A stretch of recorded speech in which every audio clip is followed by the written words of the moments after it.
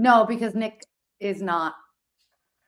Like, I'm putting him on from Southern Plains to talk about what he's doing. Also, like, I'm incorporating this into our billable hours. So he was like, please make sure I don't suck. Kristen McGovern called me and asked me about scheduling. Are we live? We're live. Hey. What up? Cool. Great. Glad we're having a private conversation here. Yeah. Anyway, we're gonna have a couple great new guests coming up soon. Yeah. I'm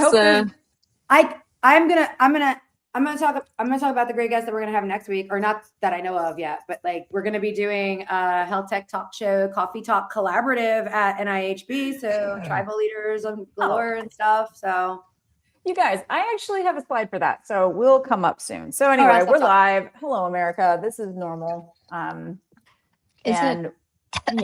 what I really want to talk about, you guys, is what do you guys think about the Lindsay Clancy trial? Oh my God, I am obsessed. I'm obsessed too. He did it. He totally did it. Yeah. Let me just be on record. I think that the new wife looks identical. I think when she said I was outside of my body and watching it, I think she was watching this other woman do it. I'm so invested. I'm like, it's crazy. Have you seen a side by side? They look identical. Okay, they look quite a bit alike. People like what they like, though. Just to be clear. Yeah, I mean, people have a type. That's fine. I'm not saying that's not the weird part. If you put all my I don't remember it next to each other, you'd be like, something's wrong with you.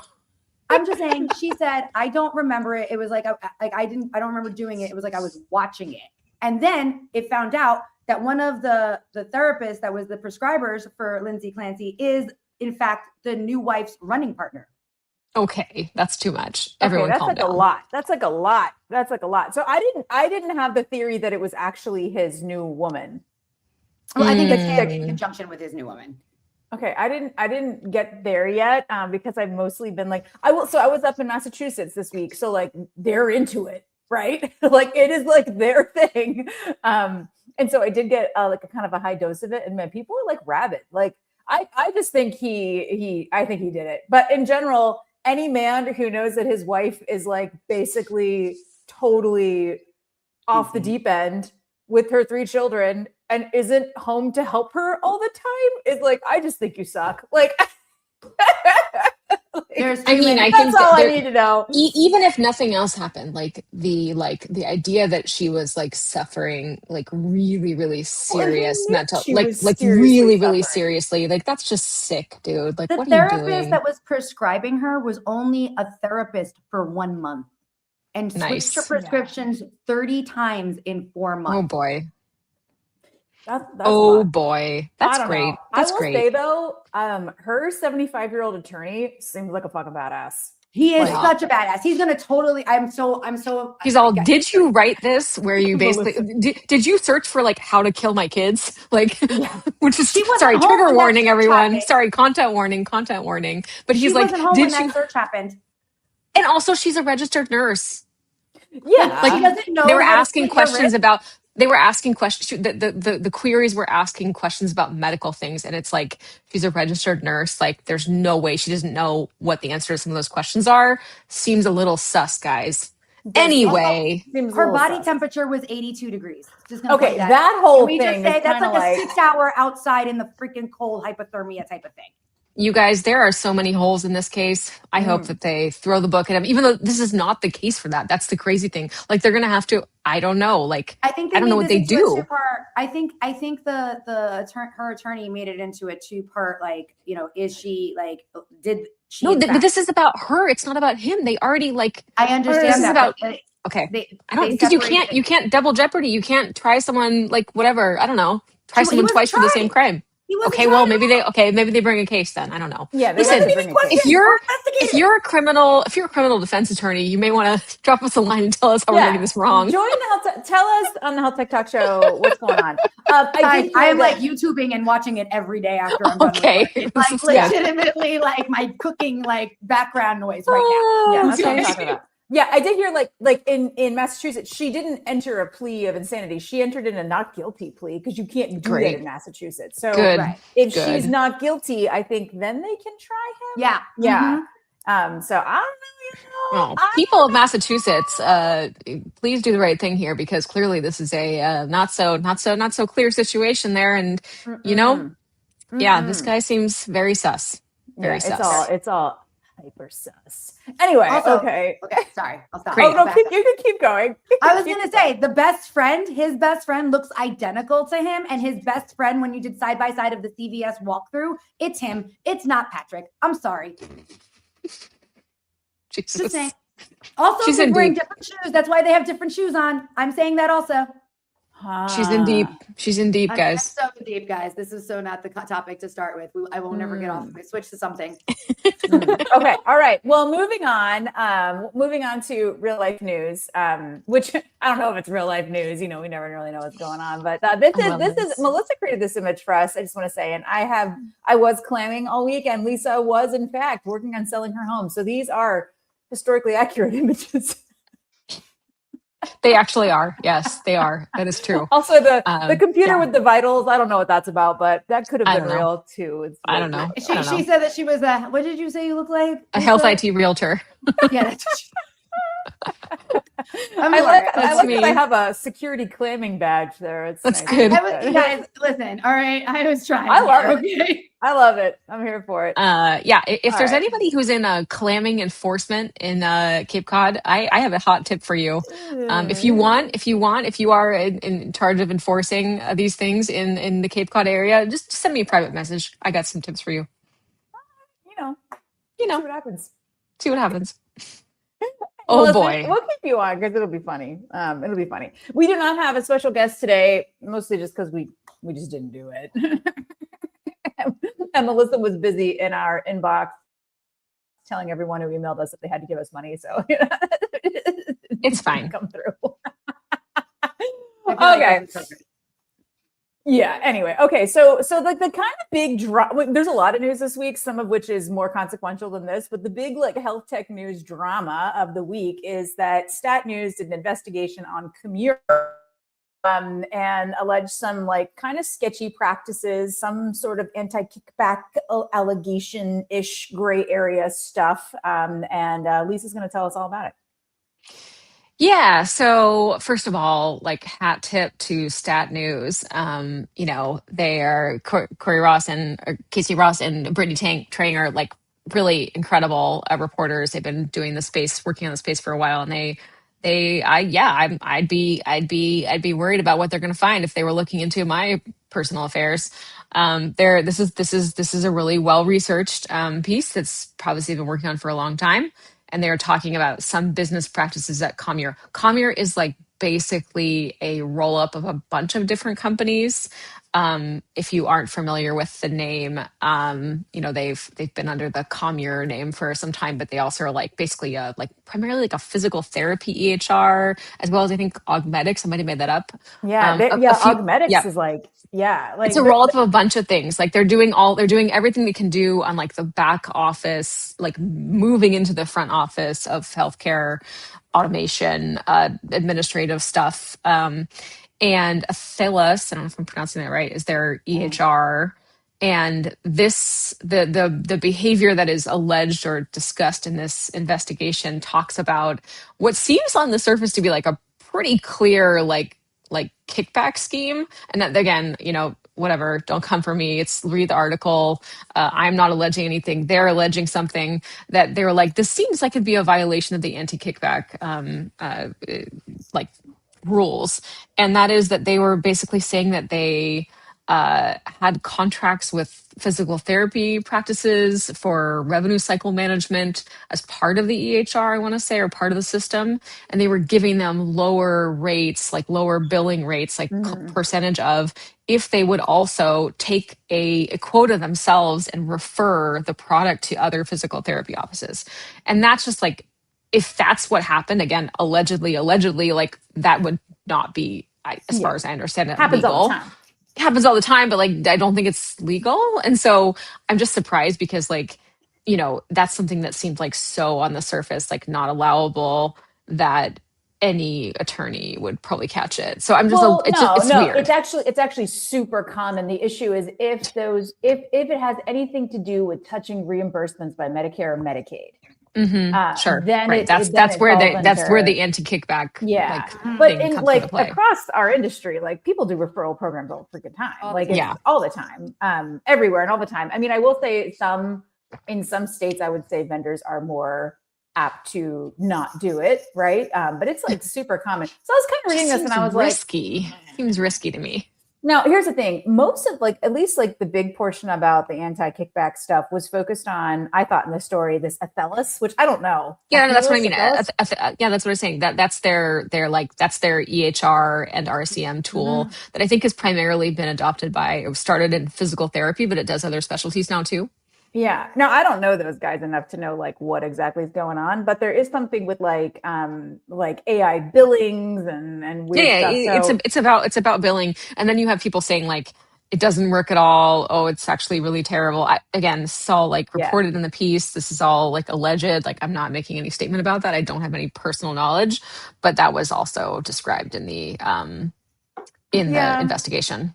Yeah, I mean, for me, this was kind of like, when Axios exposed that whole all of AI thing, and we were all like, I think we were all like, oh, so it's a house of cards, like welcome to digital health, right? Welcome to health IT, and then, my and then friends. the whole thing, and then the whole thing crumbled because of that Right. story, and it is like, Right. okay, buyer beware, like that is good reporting, but I think at the time I was kind of like, oh, so like you just picked one of the many companies doing this out of the pile, like okay, but this is like a similar thing. It's right, buyer beware. Right? Like, Yeah. Are you buying something because your bestie told you to, and your bestie's getting a kickback? And it really Always worth asking. Do you get a referral fee for this? yeah. Like, does this work for you? But then I think at the bottom they said, why did Stat report this story? And it was like, hey, like AI is kind of smoking across the nation.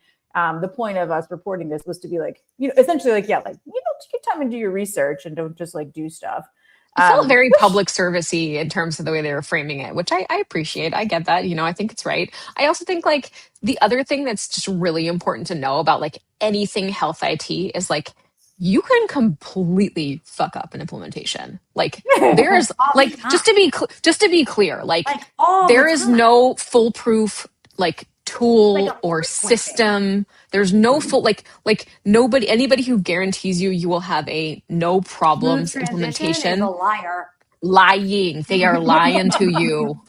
Yeah, quotes Melissa, who used to be on like, the "What the receiving fuck? side No." of implementation. She's like, Yeah, I was absolutely on not. that side. It sucks. We Yeah. It sucks. Yeah, And it sucks not for ideal. and it sucks for like a variety of different reasons. Like there's all kinds of reasons why your implementation might not go well. And if your implementation doesn't go well, like you may not actually be able to use the tool. And that's just a factual thing. I'm just putting it out there. Like I'm not trying to give them a pass. Like this sounds like all like whatever, but like genuinely, like implementation in healthcare IT is a real tough world. Yeah, it's kind of like Incenna's implementation of Salesforce. Technically there, but also not Which really. Melissa tries so hard to just make work. I want to point out that It's it mostly is me. up and running, has It a beautiful works. dashboard. I created a new dashboard just for Brittany, so it shows just the things that she wants. It does It's work. beautiful. It works because of Melissa. And that's the thing. Implementation often works out because of exceptional people. I don't know. Okay, well, so Kamir, I will just like end this by saying I had no idea Kamir was such a smash together of so many different companies. It's a lot of different companies, yeah. Yeah, this article lists them out, and I was like, I don't even know who half these people are. And some of them, like Augmetics, I was like, really? Yeah, I didn't know that either. I think I've been lately. Yeah. So lots of stuff going on there. Yeah. So, but I will say, Stat did report, I think yesterday, that Kamir had canceled its referral program after the article came out. Oh, I thought you were going to say Stat Plus subscription. Oh no, that would be funny. And they were like, they're like, we are no longer subscribers. That'd be pretty funny. That is funny. Okay. Other crazy things that happened in the real world of America is that there was an executive order put out changing, or I mean, it's an executive order. Pediatricians can do what they want.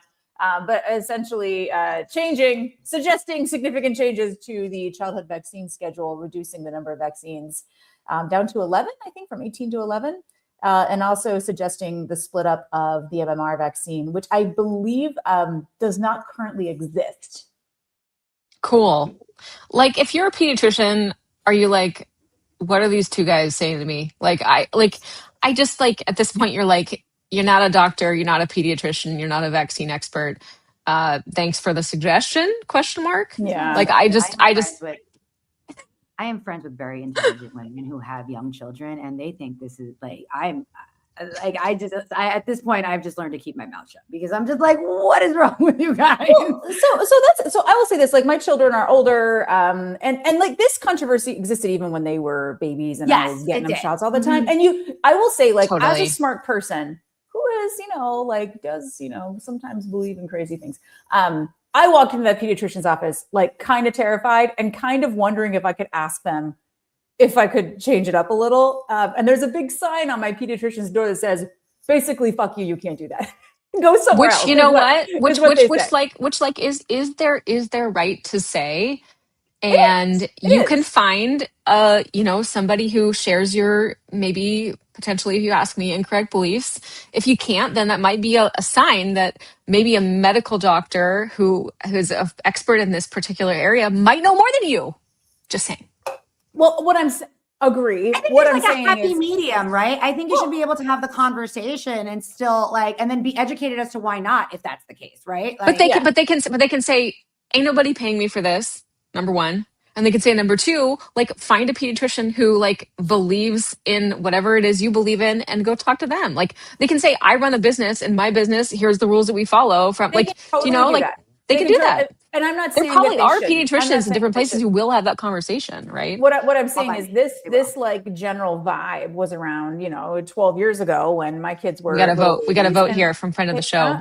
There you go, Gloria. I was going to say they will definitely do that here in Jersey. So, well, New Jersey, I don't know if this is still true, but 2 years ago, I believe New Jersey had the highest rate of unvaccinated children in America. Oh, damn.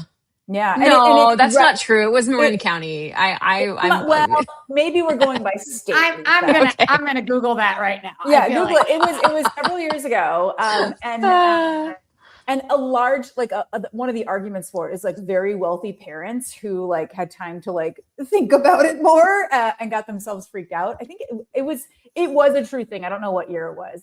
I know because I have some people there who I know.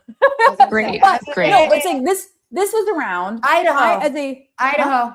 It's Idaho. That makes sense. Okay. Checks out. So if you want to split up things, you can go to Idaho. Idaho probably has some pediatricians who will. You can go to Marin County. You can go to Marin County. There's a bunch of weirdos who will talk to you for hours and hours about.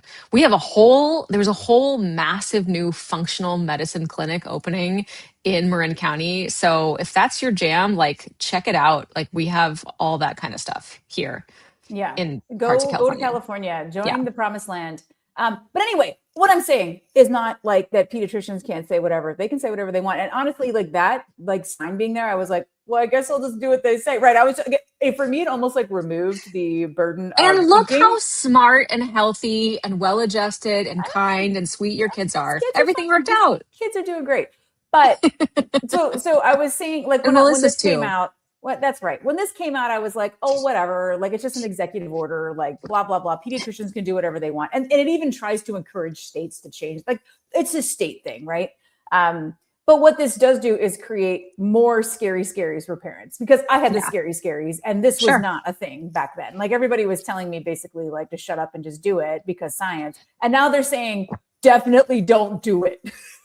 Right. It's confusing. So, it is confusing. And I think it will contribute to parents just not doing it and having like a more lax general approach to letting people do what they want. So I don't know. I mean, again, like parents can't, like Gloria's saying, it is up to parents. Parents can do whatever they want. And I think that they should. And this just creates more doubt, which I think is not great. Also surprising, because the Trump administration was pulling back on vaccine stuff generally, thinking it was not popular with voters. And then Donnie just came out. I think the president. I feel like the president does what he wants to do. He does what he wants to do. He's always had a thing where he didn't think that all the vaccines should happen at the same time, because I feel like that was his original stance on autism. The president doesn't appear to be driven by what voters are interested in at that moment in time. He has his own agenda. He has his own sources.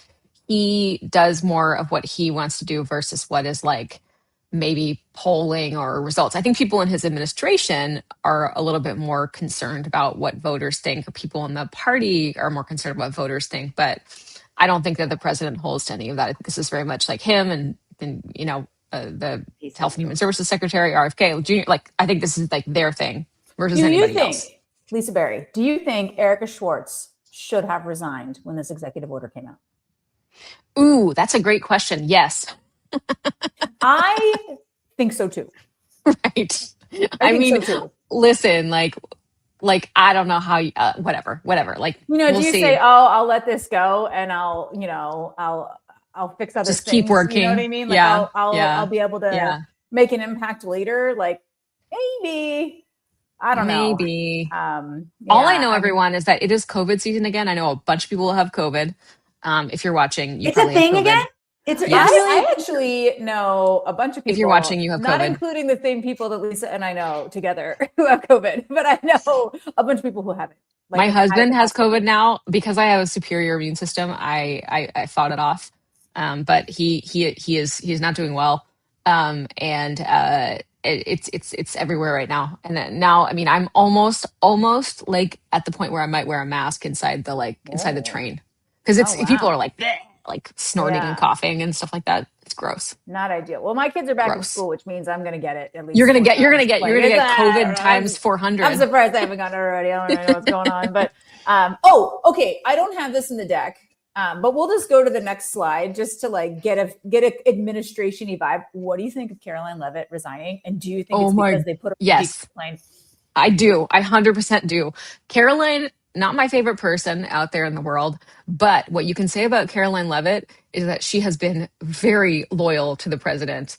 And I can only imagine the feelings that one might have learning that they were on the decoy plane. Like, Yeah, holy I'd be like, smokes. Yeah. I'd be like, she just had a kid. She's probably like, I think I'm not gonna I'm gonna die. go. I'm I'm gonna go hang out with my baby. This is cool. And my rich husband in my rich person house with my rich person like, nannies or whatever. Like, I don't need to be like good. in the decoy plane, y'all. Like, that's not. She's also no. like 29, right? So like she's she'll got have her whole another life ahead of chapter. her. This is not that She's 27. She's 27. Jesus, yeah. Okay, yeah. it could be her last stop if she keeps getting put on the decoy plane. So I do understand the decision to be like, no. But like that would be a hard no for me. I'm not going. I'm on the pretty decoy sure plane. she's gonna have a swan song here, maybe like 7 different swan songs. Yeah. No, she doesn't need this crap as far as I'm concerned. Totally freaking agree. Okay, all right, okay. Moving on. So, fraud, which, as we know, is popular with American voters.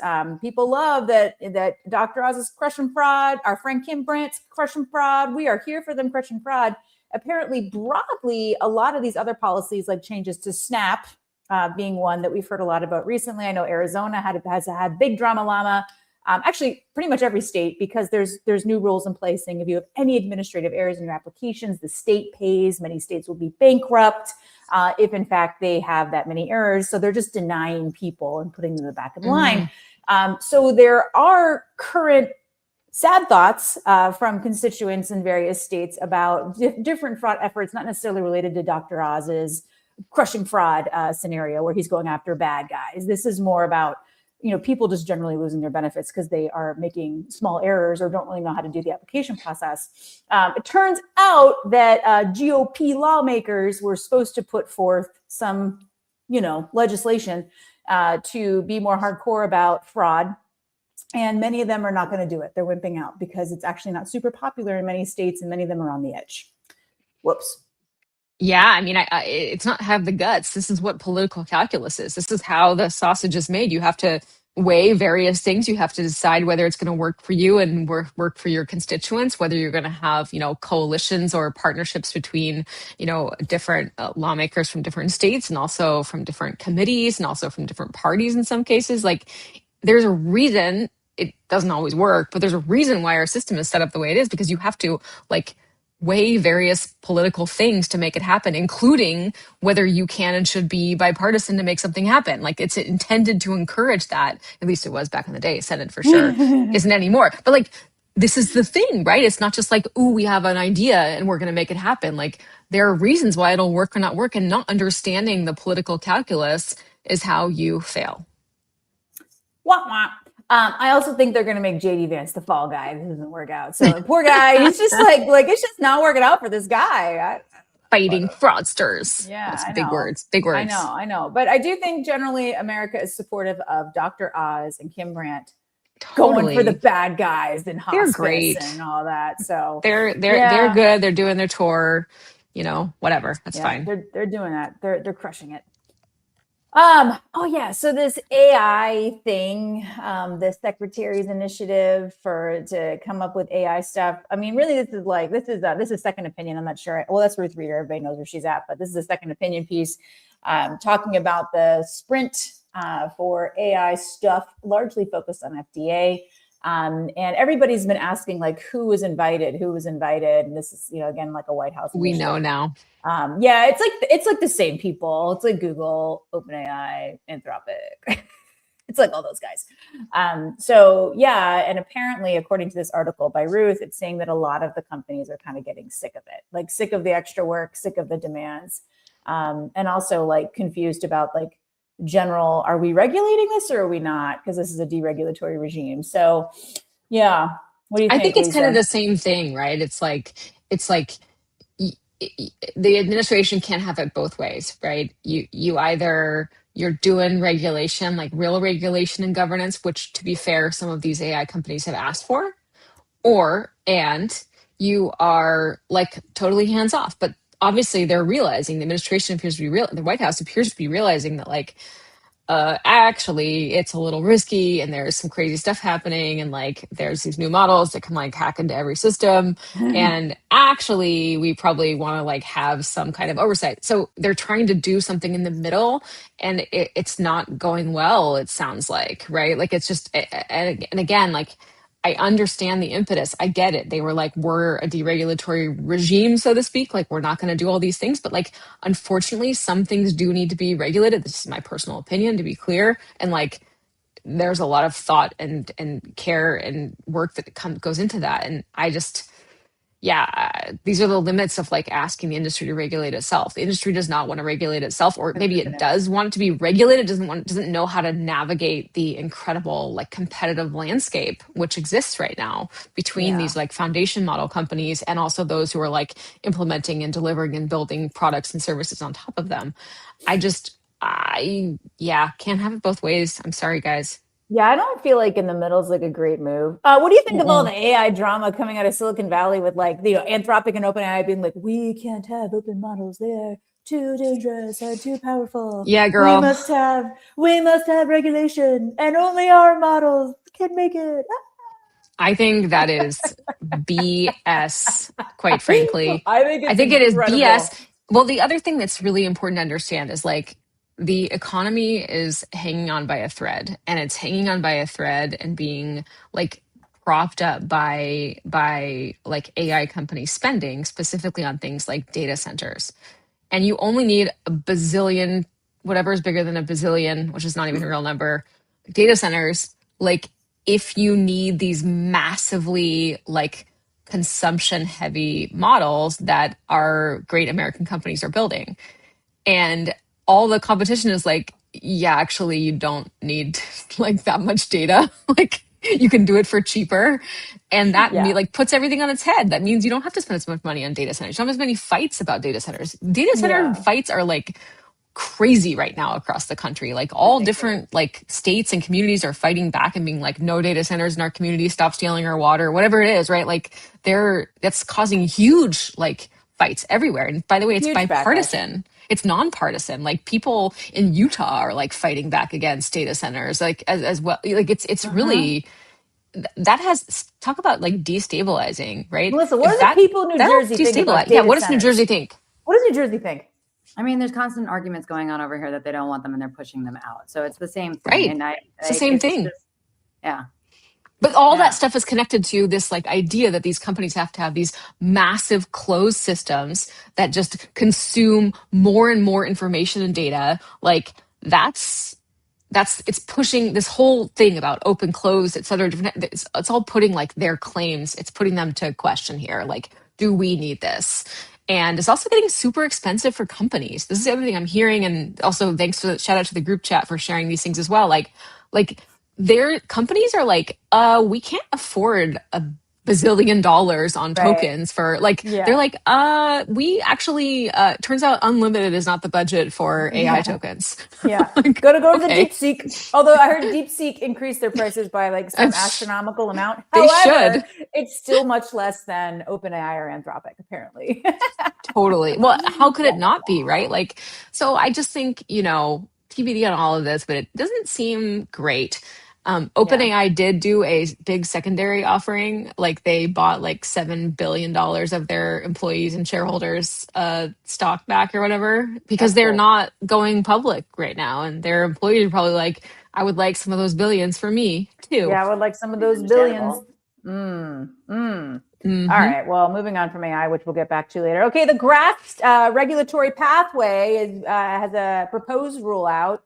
They're trying to close the loophole. This loophole was originally intended for benign-ish things like water, salt, and things like that. And the GRASP standard has been used for a whole range of supplements and all those different things to justify them going through. So the intent here is to close this loophole. I don't really know how I feel about it.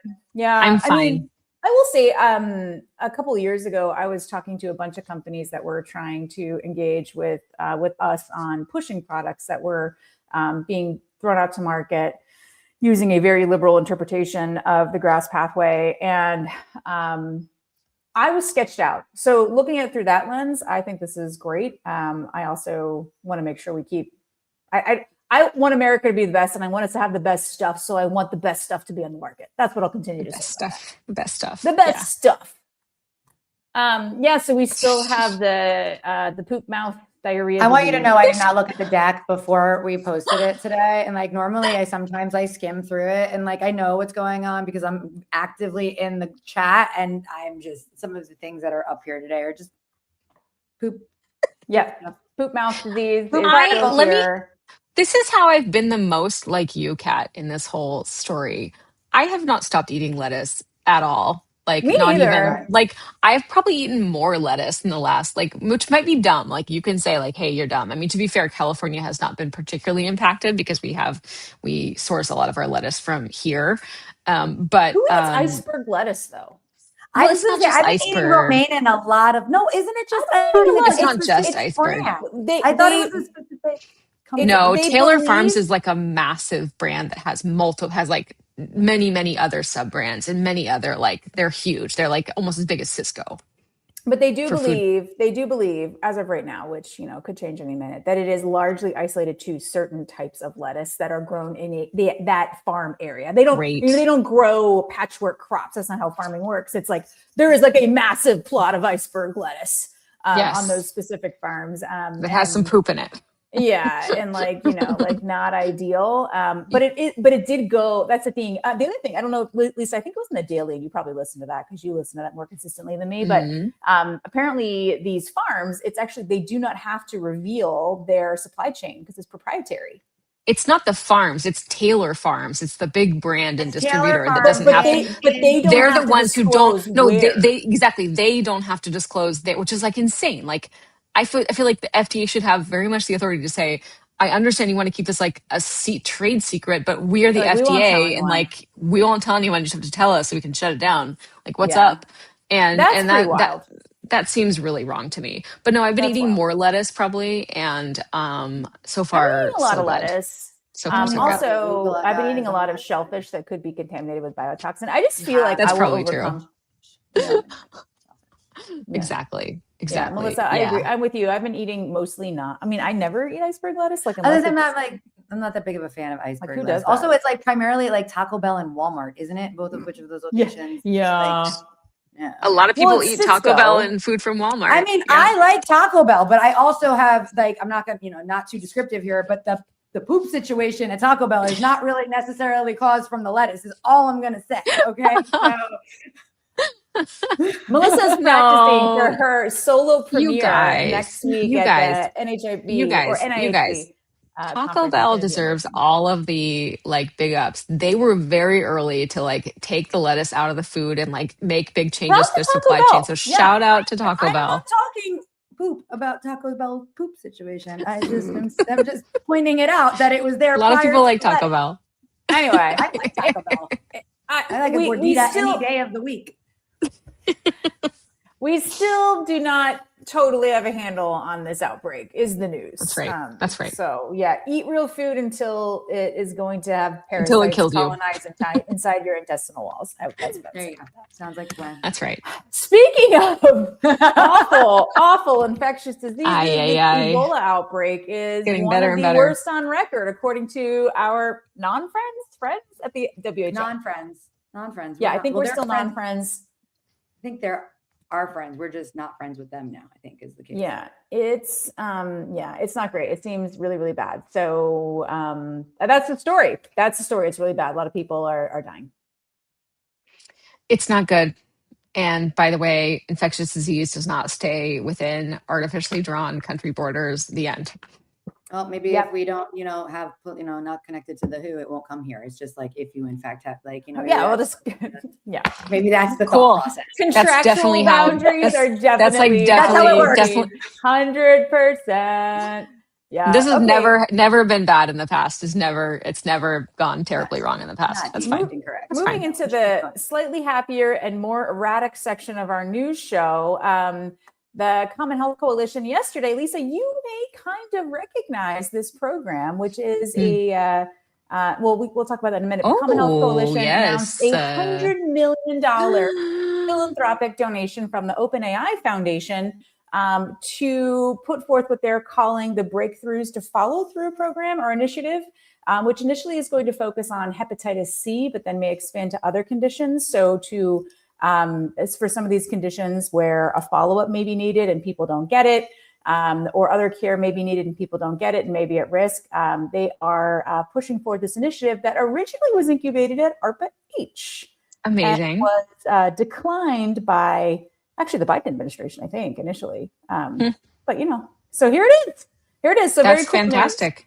I think the cool. OpenAI Foundation should give all their money to public health challenges. Personally, yes, $100 million is not Foundation, enough. Like, girl, give them $1 billion. great. We need it.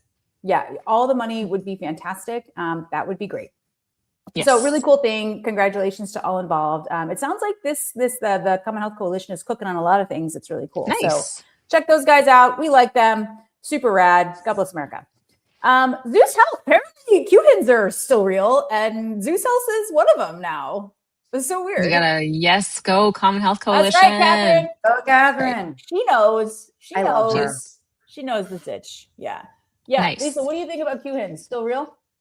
No, I mean, I'm surprised about this move from Zeus. Maybe they decided, now is the time. We can't. I think it's possible that Zeus was working with another QHIN, and then that QHIN started going downhill, and they might have had to take some drastic moves. I don't think they'd ever wanted to be a QHIN, so I was just surprised to read this. But I'm just that they were trying to buy one, and then they were like, maybe meh. so. Maybe so. Maybe those we'll are all just do it rumors. ourselves. But Yeah. I don't know. I don't know. I do think TEFCA can be good for things like public health, right? Where there's the floor is a little lower generally, and the funding is a lot lower. It's kind of like the public option for data exchange. I love the public option, Lisa. Wink, wink. I think You're that's so great. good at branding. You should work in branding. Yeah, marketing. I wasn't the one who came up with the Freedom Health Data Network, so I don't know. I know, but the public option for health data exchange, that's pretty good. You got a point though, right? That was inspired from it, didn't you? Certain people close to the matter did disclose that the design was that they were related to the inspired. Freedom Health Data Network. Yeah, they were inspired by. I think that's the right phrasing. Yeah. I like that. Yeah, you were the inspiration guy. It's definitely not a copy paste, but it's actually not even as close as Patrick Clancy and his weird alibi twin brother. It's not even that close. Yeah, but it could be. Don't get me started, guys. Oh, good. Oh great. Okay. Great. Oh my god. Oh, yeah. We got it. Oh, it's true. Listen. It's so hot. We're the only ones keeping it hot. Oh my god, John. Oh my god. You guys, we're all kidding. John Hebdorf, shut the front door. Where you been? We Oh should my send them God, the we link should and love have them that. join real quick. Amazing. That's Amazing. what I'm talking about. Support our cause. All right. Yeah, I love these people. Okay. Okay. So this is kind of like sad, but kind of wonderful news in many ways. So Mara Gilson, who discovered that HPV was causing most of the throat and like mouth adjacent cancers, and is one of the reasons that we have an HPV vaccine, which, as Lisa always says, is a true cancer vaccine. She died, unfortunately, very sadly, due to a rare cancer, which was reported by her oncologist husband. So these people are like curing cancer and stuff. And sadly, Literally curing cancer, as opposed to most people who are not literally curing cancer. yeah, like they're like literally doing that. But she died, which is very sad, and she died relatively young, which is very sad. But this was a beautiful tribute to her in the New York Times. About how she was one of the few people who, because at the time it was like, oh, no, it's related to smoking, really, like smoking and drugs and stuff. Yep. And she was like, yeah, I think the quote is, what if it Don't isn't? think so. Yeah, What if it isn't? Right, and it right. turns out it's HPV. And also quote here, because many men do not get the Gardasil vaccine, and many young boys are not vaccinated because they think it is something that only women get from cervical, and that's how cervical cancer is caused, which is true. She found that in recent decades, cases among men have surged to what scientists call epidemic levels. Mhm. So, men, you may also want to consider that vaccine. And by the way, the other thing which has been very controversial for vaccine skeptics, but should not be, is that this is a vaccine that you should get before you are an adult or ideally sexually I active, was going to because say, that is your. I thought You the window can. was like 14 to Nope. 20 or something Well, like that. so- No. It's still, there's Melissa. still can be valuable. It's not a no, but it's better thought it if was you're no. younger. No, So it's not a no. I live in the South where we don't have a lot of information about much generally, except for how to make money. Well, only in the cities. In We're other not. parts of the South, we don't have that either. But anyway, whatever. We believe that we're great at low taxes. But I'm in my 40s, and I've been told for many, many years I'm too old to get it because it came Not out. true. Obviously, I was not 20 when it came out, or whatever it was. Just this year, they're saying there's now significant value to getting it, even if you're older. So, Yep. But yeah, up until last year, even they were like, you don't need that. I thought that. Nope. Yeah. It's really, really important. Please consider it. I was lucky to be 26 when it came out, and that was the first time they would pay for it and first time it was available. And so, got some value, I think, from that. And I think also one of the other famous people who got, who unfortunately got throat or neck cancer was Michael Douglas, right? Wasn't it? He was one of the people who got it, and he's been an advocate, I think, since then. But this is not just for women, and it is a true cancer vaccine, and there is huge value here. And also, it was created by a very heroic woman who tragically passed away recently. So Yeah. So We can God bless really America. great. God bless our skeptics and innovators. Okay. I don't know. This wasn't that exciting for me when I read it, but this is basically like, hey, speaking of Lisa saying that the stock market is hanging on by a thread, the economy is hanging on by a thread. While Hims and Hers did beat their earnings, I think in Q2, had strong revenue growth. There's a big issue here because there's no cushion. Their margin has become very, very slim, and there appears to be no path to margin recovery. So this is the thing about like the markets generally and like company valuations, like they're not totally real. And then all of a sudden they're not real at all. There's a gravity to running a business, a corporation in America or in the world, but mostly America, that just is a little undeniable over time. Like you can be OpenAI and ride that, like, or whatever, and Anthropic, and ride that wave of like unlimited money until the music stops, and then everything falls apart. And like margin is like a very some people may not know, because Kat has always said that I am some kind of socialist, but I went to business school and have a business degree. Crazy. Weird. Yeah, I bet you went to a socialist school for that degree. Yeah, Purdue University in Indiana, noted socialist hotspot. Yeah, it's not really one of those. Not really. It's a very red state. And I have a Master of Business Administration, an MBA. I'm an MBA and bro. You wiped it out by going to Harvard. So. That's true. If the public health school, it neutralizes the MBA.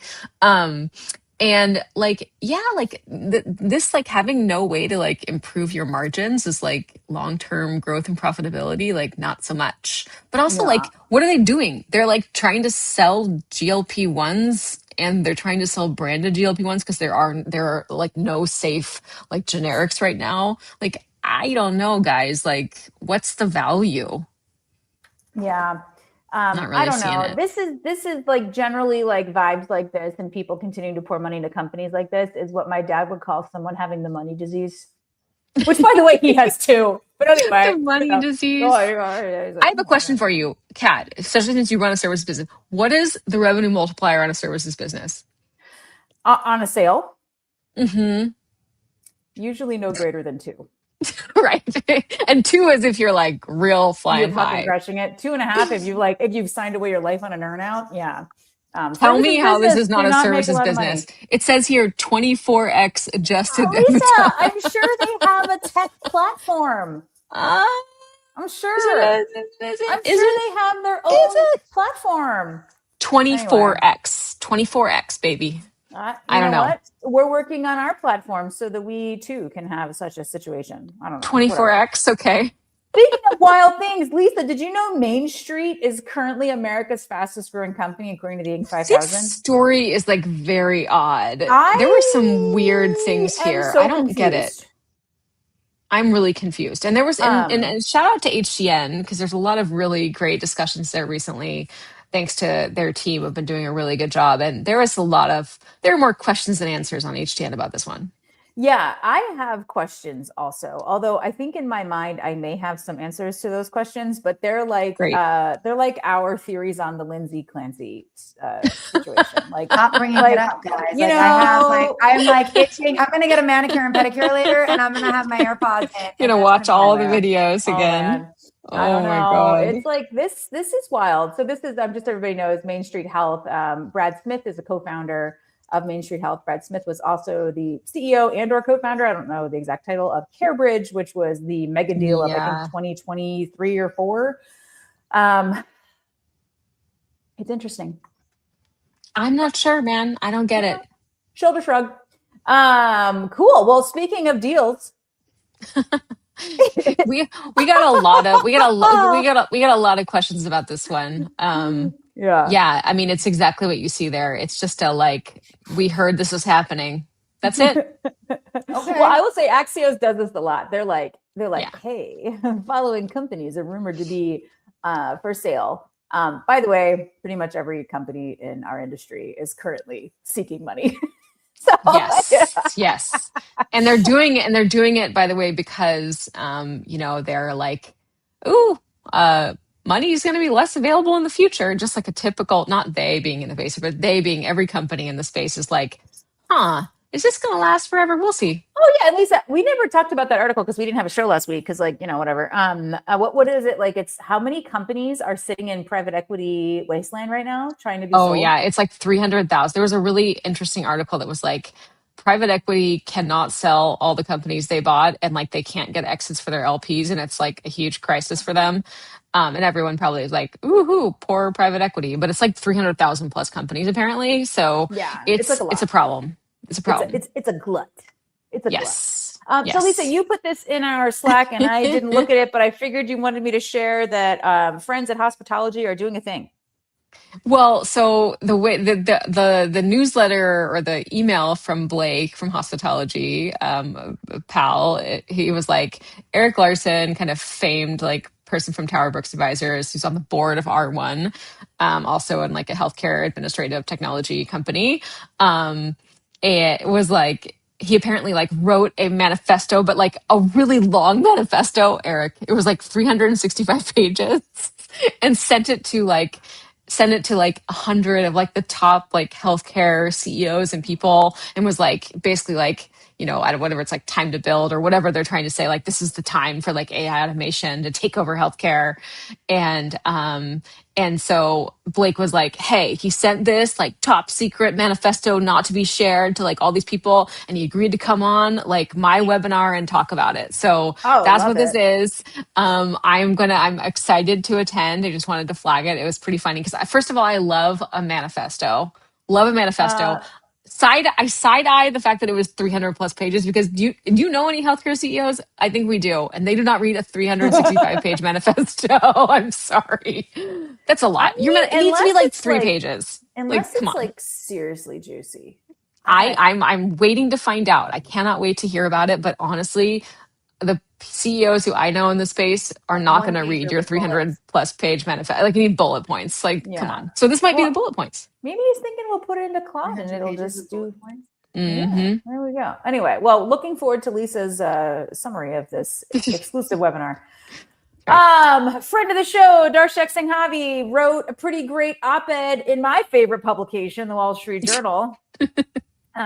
Just saying. And actually, it's very complimentary of the MFN program and how it can bring much needed drugs to the great American public. Talks about some like shitty practices about having these life-saving drugs that Americans can't afford and keeping them away from the public. And then also some examples of companies that have made the right decision and made them available, just regardless of if there's a regulatory arm in front of them or not. So check it out. Love this publication. Love that guy. Also, kind of the same headline-wise in a publication that is not my favorite. Okay.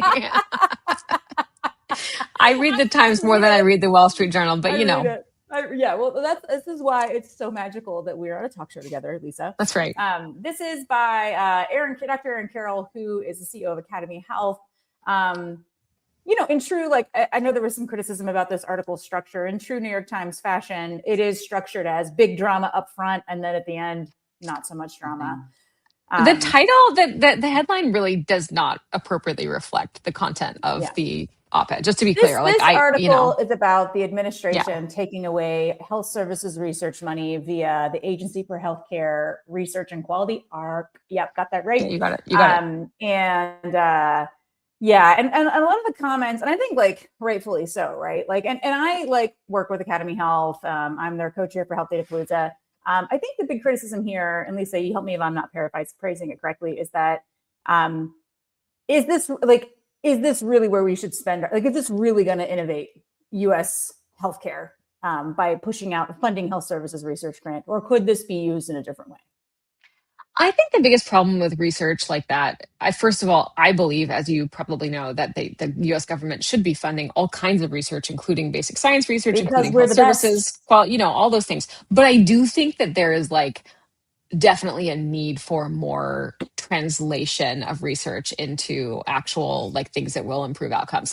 Research for research sake does nothing. We have to actually have a translational function to get it into practice, whatever is found, or get those learnings into practice. So definitely not without criticism of how research has been done in the past.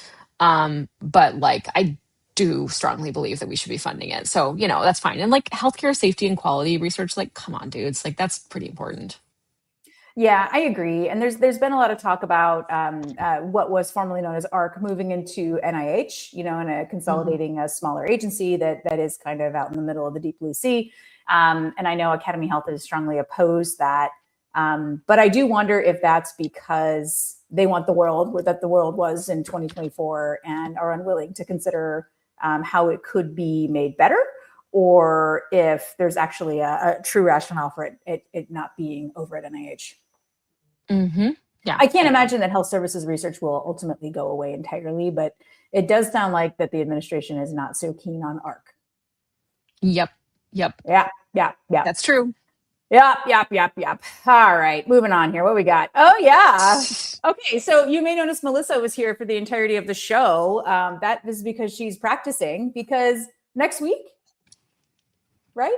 Next week, Wednesday. Melissa and Robert Coffey, whose title I will botch, and she's going to talk about, are actually doing a special episode-ish, multiple episodes of the Health Tech Talk Show that we are rebranding Coffee Talk and Health. It's so cute. And it's I love so it. Cute. So Melissa, tell us what this is. Tell our loyal fans what this is. Recently I was appointed or voted in as the tribal liaison for the state of New Jersey and Delaware. We're also doing some other work in the tribal space at the moment. So Some of you may or may not know, but Robert Coffey is a dear friend of the talk show and Antenna, and he is also the head of the Tribal Symposium at National Hymns, as well as sitting on the board for NIHB and Southern Plains, as well as his regular role as clinical director at the Iowa Tribe of Oklahoma. So he has a quarterly show called Coffee Talk that is pushed out through the Tribal Symposium. So we are going to join forces and interview some really cool people and see what's going on in public health and what's important for tribal healthcare. And we're going to push it out for both audiences at the same time. So fun. So cool. Yeah. So this is Very going to be cute. next week. We probably will let you know when. I'm gonna post it. I'll be posting it. I literally just got approval from NIHB. They're giving us a private room and asking if we have an audience. So it should be interesting. I'm sure you'll get one. I'm sure Should definitely have an audience. And we will have our own Incentive's own Kimberly Ball will be helping me with the IT problems. Hopefully we don't have so many issues and it will be fine. I did ask for strong Wi-Fi because it will be live. Great. Love it. Amazing. So this is going to be Melissa. Melissa's going to be all by herself out there. So not that Show you're up always not ultra and kind support. when we botch our live shows like miserably, but like be ultra kind on this one because she's going to be all by Please, herself. guys, please. She's going to be great. Yeah, You're going to be great. It is going to be great. Other things we're doing, we've got we're going to health, and then all three of us are flying out to Santa Fe for good friend of the show and friend of all of ours, Tina Grande's Healthcare Trust Institute, their annual conference, which is called Adapt. We will also have a live audience. We do not know who they're going to have us interview, but maybe we'll know beforehand. It's unclear. We're coming in hot into conference season, everybody. So you will see us out and about is kind of what it's going to be. Yeah. Right. It's going to be great. Also booking for conferences over here, guys. Oh, yeah. Call Melissa, send her some money. It's going to be great. Yeah. As you can see, America, we love just talking to ourselves. And honestly, this is like always my favorite show when it's just us bullshitting for an hour. If you don't want to pay us to be on the show, like obviously we're very happy to not have you. No, if you have a suggestion or if you want to support us, like we definitely appreciate that. But like send us ideas, talk to your friends, have them sponsor the show so we can pay for media liability insurance. Yeah. And that's it. Yeah. Yeah. Good fun. Yep. Get maybe like a little Wi-Fi, little hotspot. Yeah, I would really be happy if you guys just paid with that. So like that's fine. Also. Yes. Satellite. All right, America, we're out. We'll see you next Friday. Melissa, wait, who's coming? Does this count as next Friday? Wednesday? I would hope No. Wait. We have some booking things that are happening. Like everyone, just stay tuned. Stay tuned for next week. Oh, okay. More stuff coming. We'll definitely have a show on Wednesday, whether you will be on it or not. We could just. I'm not going to be on it. All right. I don't know what's going on. Whatever. Okay. Anyway, goodbye, America. Happy Friday. See you later. Bye.